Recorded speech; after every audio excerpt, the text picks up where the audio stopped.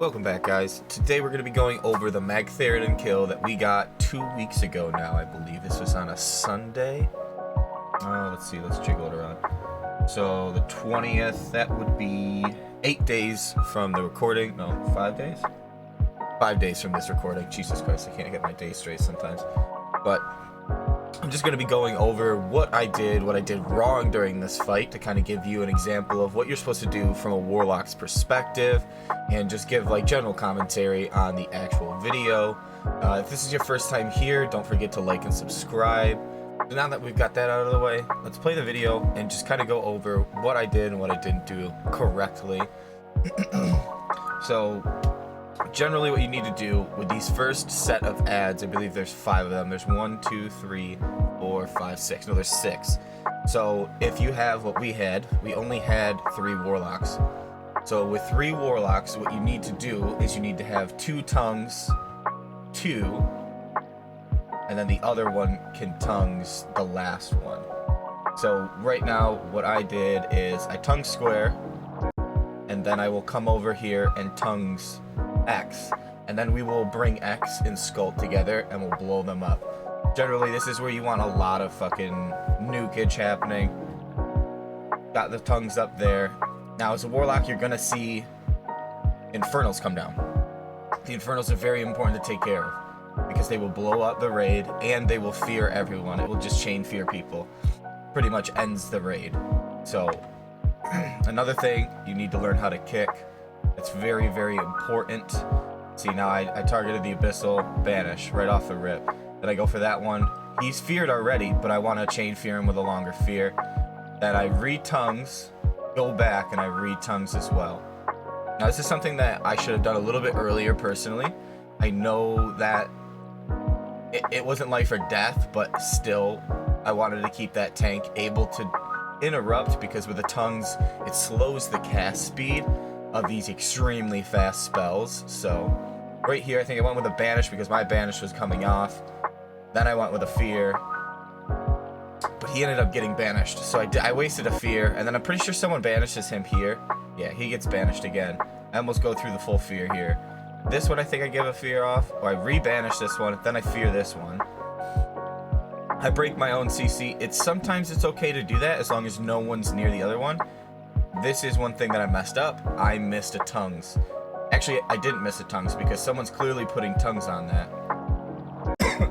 Whenever someone's putting tongues on something, you can tell because your spell will drop. That's just Warlocks can only have 1 curse. And then there's the fear. Perfect timing, actually, because he was about to clap my cheeks. So now we're moving on to the moon and triangle.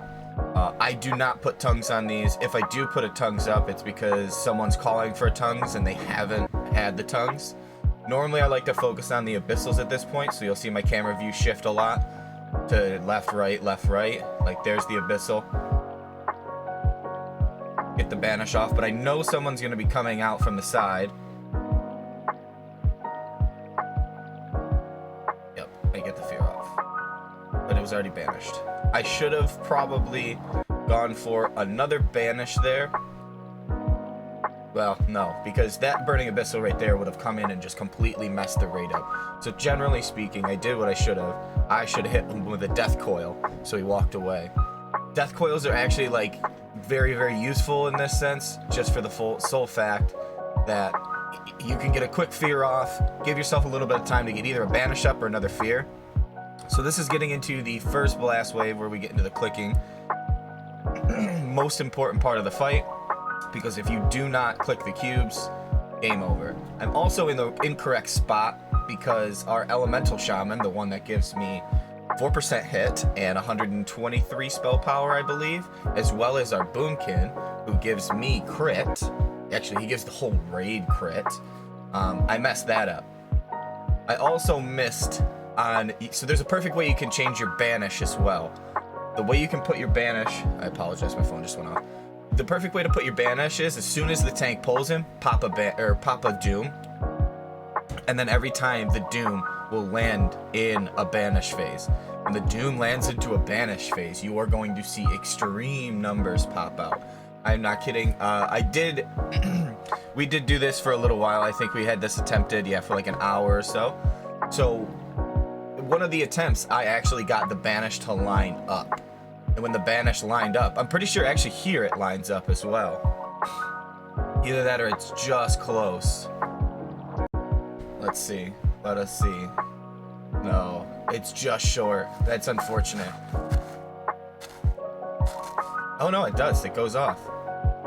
It doesn't go off when he's fully banished though, unfortunately. Everyone's clicking, but it just short. So generally speaking, if you can line it up in the back end, you can hit 2-3 banishes. You can hit 2-3 dooms in a banish phase. So unfortunately, the way we had the cube set up, which we're fixing this next week, I hope to God. Please, Scotty, fix this. I have to run across the room. I lose my totems from the elemental shaman. The totems from the elemental shaman make me way more powerful. The damage right now in this group is actually really, really low. I'm pretty sure I melee the boss here. No, there is one point, because I looked at the combat logs. I do melee the boss. I run over, get to the blast, get to the cube to do the blast nova. I get one immolate off. Late click by me. Very late click by me. You need to be careful about your clicks. See right here, I almost get the banish, or I almost get the doom in banish, but I don't again. Unfortunate. I need to also keep up my immolates on these fights. It's very difficult when you're running across left, right, to come and get back to your totems. It's just, it's what it is what it is at that moment, but everyone's doing pretty good here. I believe the part where it gets a little furry is when the ceiling drops, when we push him into the next phase. So the next cube click will end up pushing him into the next phase where the cave-in comes.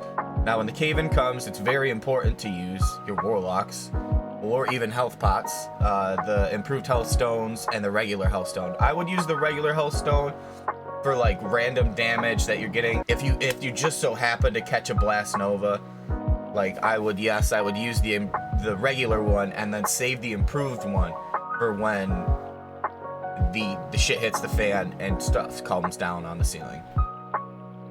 At this point, I'm realizing I'm just missing blast novas by literally 2 seconds every time. Excuse me. I've had a really bad cough lately.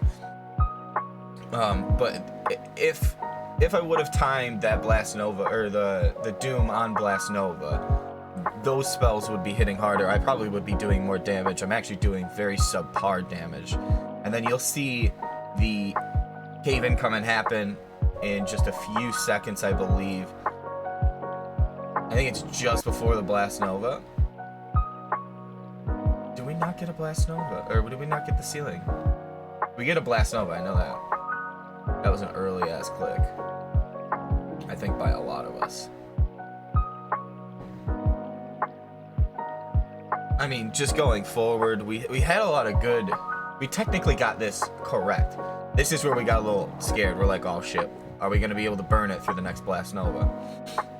Oh, there's my melee. I just saw my melee. Don't walk through the fire. It's gotta be common sense to not walk through the fire. If we had this set up better, we would have not had me move across and everything would have been fine, and I probably would have done like another 300 to 400 more damage because I wouldn't have been losing out on the spell power. Spank and tank practically. There's just watch out for the fire and hope he doesn't give you that last blast wave, because that blast nova was coming really soon and we were really worried about it. And you know what? As soon as you ended up, there's that sweet loot. So in this case, it did drop the Magtheridon's head, which is 100% drop rate. It dropped the Aegis of the Vindicator, the Girdle of the Endless Pit. The sack of gems always comes from each... Sorry, my throat is just tortured lately. And yeah, you can see me go, ooh, the chest, yup. Yup. I didn't get it. I didn't get the chest. It's okay. There's another week. Except for we just did it 2 days ago, and it didn't drop again. But that's okay, because I ended up getting Magtheridon's head. I did get my best in slot ring. I got the ring from Mag's head. The quest that you turn in an honor hold. It's probably the Biscaster ring next to the Sparking Arcanite ring. Everyone's all excited. We got mag kill done. This was actually only our third attempt in ever, and it was all done this day. We came in, we did this one faster than we probably attempted Gruul. And then a lot of people will tell you that Gruul is probably a harder fight systematically compared to mag. And I would agree with that. Gruul is kind of like a little bit of a DPS check, because if you don't have enough DPS, he will enrage, his shatters will hit you harder, and he will smack the tank into pieces. But, like I said, very, very good loot from this boss, and it's quite easy. I'd almost suggest doing it before Gruul, but at the same time, gear up with Gruul's gear or High King's gear, and then come over here, and this is literally a cakewalk. The damage we had wasn't the best. You know, we had 3 Warlocks in group and 4 Hunters. The Hunters should have beat the Warlocks. The Shadow Priest really is in Bisque crafted gear, so that's why he is where he is. He's actually one of our best players. And, you know, our Elemental Shaman fucking carries the boys all the time with his sweet, sweet totems, but he does bring great damage. So, unfortunately, we're about to see that beautiful, beautiful chest guard get disappeared into the nethers of Not My Bag, which is unfortunate, because I need to rework my 2-piece set because I'm going for the Spell Strike setup. Unfortunately, that didn't happen this week. Maybe next week. Obviously, I've got to wait a whole nother week for that. But like I said, guys, if you're new, don't forget to subscribe. I release a video at least once to twice a week. It really helps the channel out. And also, my Twitch was in the beginning. I also will have it in the description. I do stream there, but I am going to be streaming a lot more on YouTube in the next coming month or two. We will be bringing out TBC content. I have some farming videos. I'm waiting on the farming videos because I want to use them and make my own money off of them before I do. And I don't want to ruin anyone. So now you can see the Warlocks talking like, oh, I need one more for the 2 set, because the 2 set is so powerful. It gives you the 135 for flame and shadow damage, which is fucking massive. But like I said, guys, thanks for watching, and take it easy.